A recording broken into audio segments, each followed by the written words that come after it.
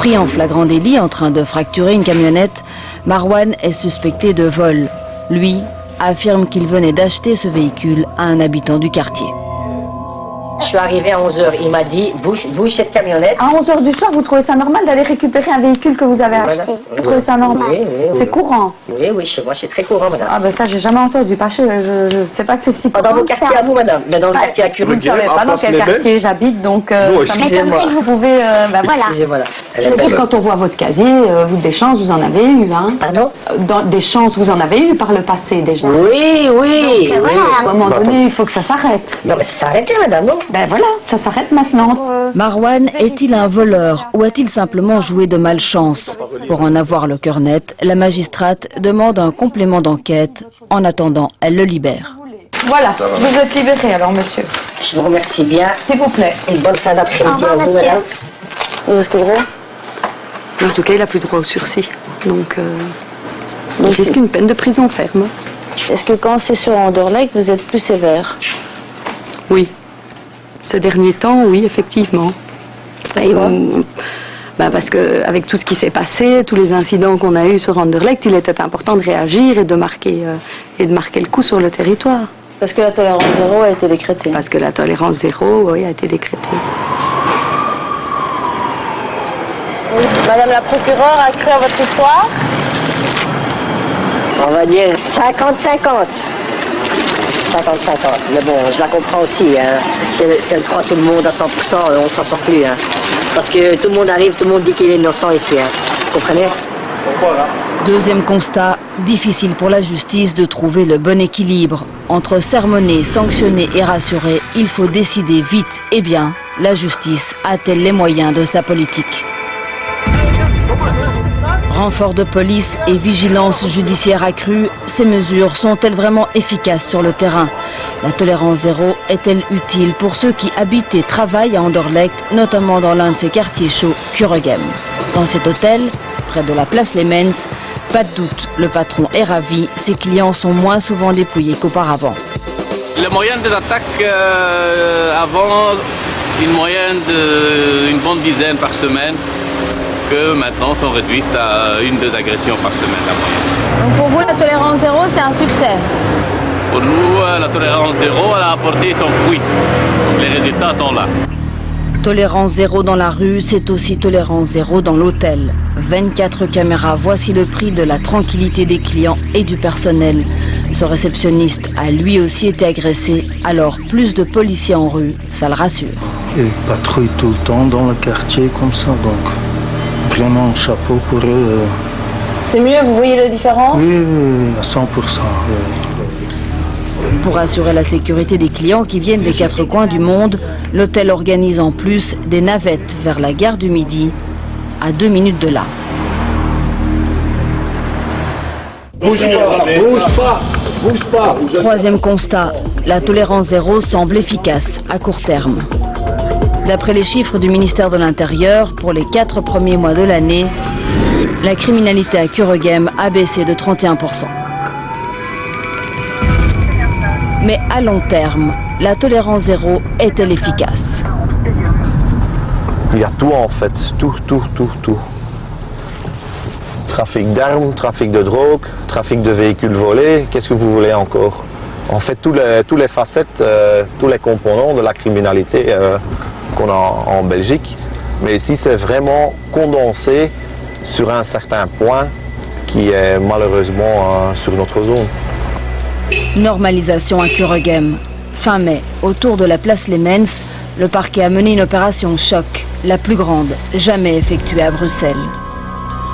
550 policiers, 102 perquisitions pour finalement arrêter 7 personnes.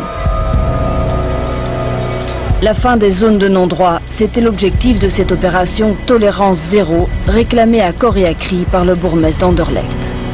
Il a obtenu le soutien des ministères de l'Intérieur et de la Justice.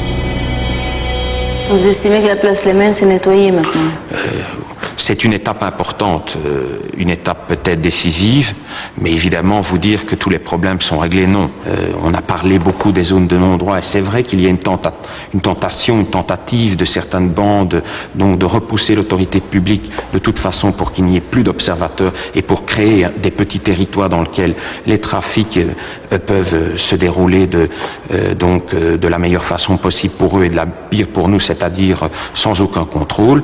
Et donc par rapport à ça, il y a une volonté partagée d'extirper ce phénomène qui est d'ailleurs dénoncé par l'immense majorité de la population de l'ensemble des quartiers.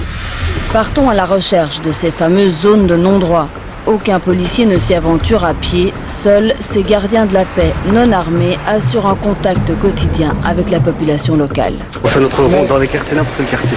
Oui. Et vraiment, ouais, on a des mails, un peu, il n'y a aucun souci. Il n'y a vraiment aucun souci. Et les jeunes dialoguent avec vous? Bien sûr.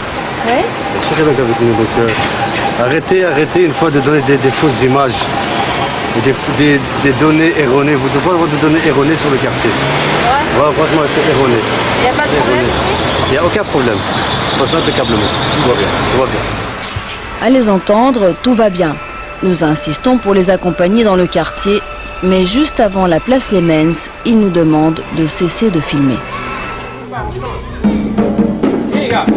Nouvelle tentative, cette fois avec un éducateur du quartier.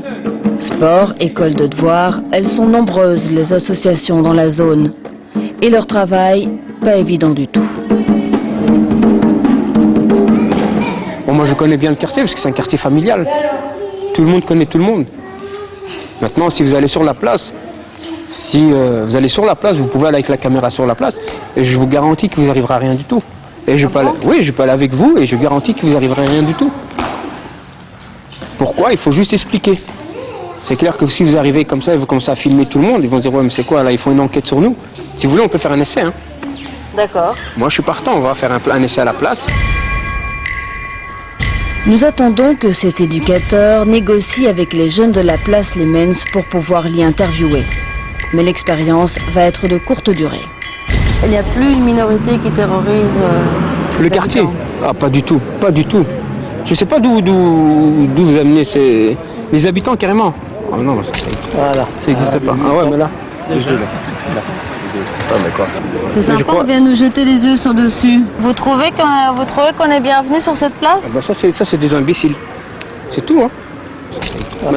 Voilà, un deuxième œuf. En tout cas, ils visent mal, hein, c'est tout ce que je peux dire. Hein. Pourquoi ils font ça? Ben, je sais pas pourquoi est-ce qu'ils font ça. Pourquoi est-ce qu'ils font ça? Parce que justement, ils en ont marre. Ça, c'est un ras-le-bol. Hein. Les jeunes, ils ont ras-le-bol. Moi, je passe tous les jours aussi. Pourquoi est-ce qu'on ne jette pas des œufs? Parce qu'il y a la caméra. Ben, justement, parce qu'ils en ont ras-le-bol. Ils en ont marre. Le discours s'adapte. La normalité annoncée n'est pas au rendez-vous. Bon, maintenant, je crois que c'est mieux de clôturer le... Pourquoi? Parce que c'est mieux de clôturer. Ça ne sert à rien qu'il arrive vraiment un problème, toi.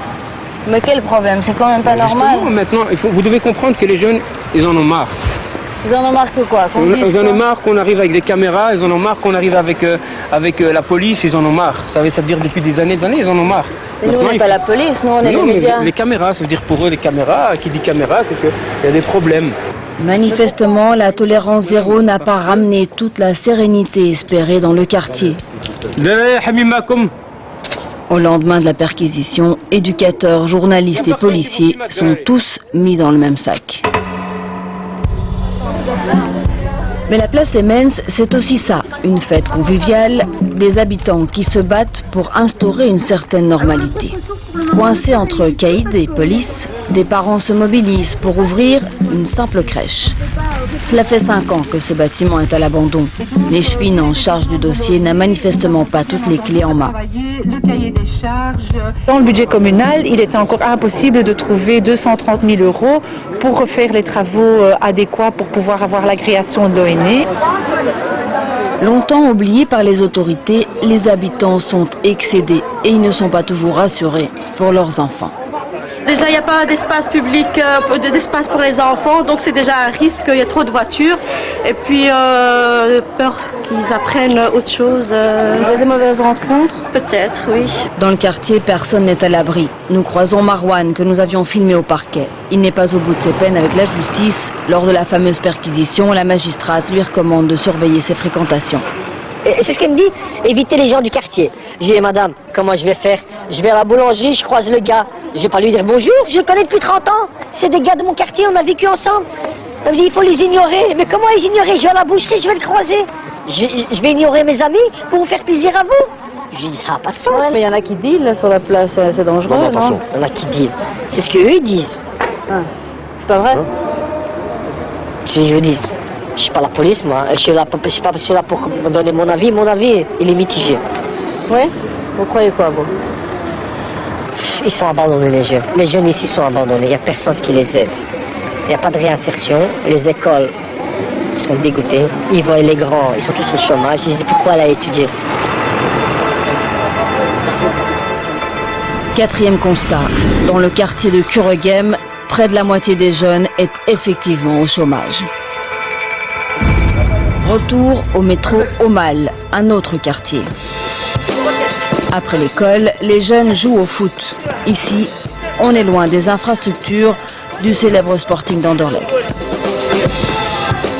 Ici, il n'y a pas de filet. C'est n'importe quoi, il y a des morceaux de verre partout, ils ne nettoient pas, regardez, c'est sale. Hier, on a nettoyé, on a pris un balai au magasin là-bas, ils nous l'a prêté, on a un peu nettoyé. Et regardez ici les barres. Regardez les grilles avec quoi on les fout. Ici, c'est un câble de la télé pour attacher le grillage pour qu'il ne tombe pas. Voilà. Le sport pour les jeunes ne fait manifestement pas partie des priorités de la commune. C'est pourtant apparemment loin d'être superflu. Ouais, et comme ça, on s'entraîne pour faire une équipe l'année prochaine. On espère qu'il y aura une équipe, parce que s'il n'y a pas d'équipe, je ne sais pas ce qu'on va devenir ici. Si on grandit ici, je pense pas qu'on va devenir des personnes bien. Pourquoi pas? Je sais pas, moi, c'est pas un quartier pour... on va grandir, on va rester dans la rue, puis après on va commencer à voler, fumer, et puis c'est tout. C'est pour ça qu'il faut faire des activités? Oui, si on a des activités, au moins on aurait de quoi s'occuper. On va à la maison de jeunes, par exemple, ils nous font sortir. Je sais pas, moi, nous on va rester ici, on va grandir, on va devenir comme quoi. Après 25 ans, on va aller en prison. Nous on veut pas ça. Il y en a qui sont devenus comme ça dans le quartier? Mon frère. Et toi, qu'est-ce qu'il te dit, ton frère? Il me dit rien du tout, qu'est-ce que vous voulez qu'il me dise? C'est comme ça. Hein. Il dit fais pas comme moi ou bien? Ah, il me dit fais pas comme moi. Il me dit. C'est pour ça que nous on essaie tous de jouer au foot. Mais tous les garçons qui s'ennuient ne deviennent pas des voleurs, hein? Ça dépend, hein. Ça dépend quel quartier. Nous on n'habite pas à Uccle ici. Je sais pas moi. C'est pas comme Uccle ou bien Woluwe ou bien je sais pas. Mais si on n'avait pas ce terrain, je vous le jure qu'on serait devenus des clochards. Moi je vous le dis, c'est tout. On serait devenus des clochards. On serait en train de fumer, voler, racketter. Les grands frères l'ont compris parce qu'ils sont tous passés par là. Aujourd'hui, étudiants ou chômeurs, ils financent de leur poche pour les petits, tournois de foot, piscine et quelques rares évasions hors du quartier. Si les grands frères ne seraient pas ici, c'est clair que... Voilà quoi, c'est comme dans tous les quartiers. Hein. C'est clair que quoi?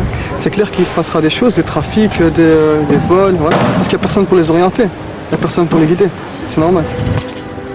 Cinquième constat, peu de budget communal pour les activités des jeunes. Mais sans prévention, la tolérance zéro atteindra-t-elle ses objectifs?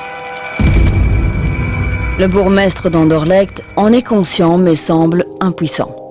Nous ne sommes pas des magiciens et nous ne pouvons évidemment pas supporter l'accroissement des frais à l'infini du CPS, des zones de police, les frais sociaux, les frais d'encadrement, l'accroissement du nombre d'écoles et ainsi de suite. Et les exemples, on peut vous en donner. Donc voilà, nous devons aussi à un moment donné nous mettre autour de la table et voir quels sont vraiment les besoins pour que notre capitale, qui est aussi la capitale de l'Europe, fonctionne bien. La tolérance zéro semble efficace à court terme, mais son utilité reste à démontrer sur le long terme. Ces résultats ponctuels ne compenseront pas éternellement les déficits au sein de la police et de la justice. Sans parler des enjeux sociaux. Anderlecht n'est qu'un laboratoire. Ces multiples défis se posent aussi pour le reste de Bruxelles.